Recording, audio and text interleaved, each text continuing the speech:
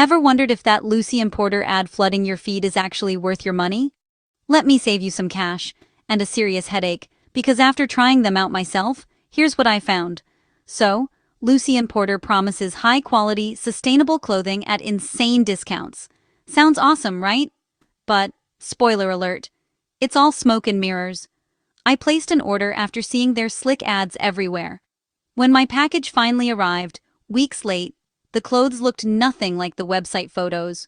Wrong sizes, weird colors, and the material. Honestly, it was thin, scratchy, and just sad. Now here's where things get even messier. Their site shouts about easy returns, but when I tried, I got hit with ship it back to China at your expense. The shipping fees? More than what I originally paid. No thanks. Customer support?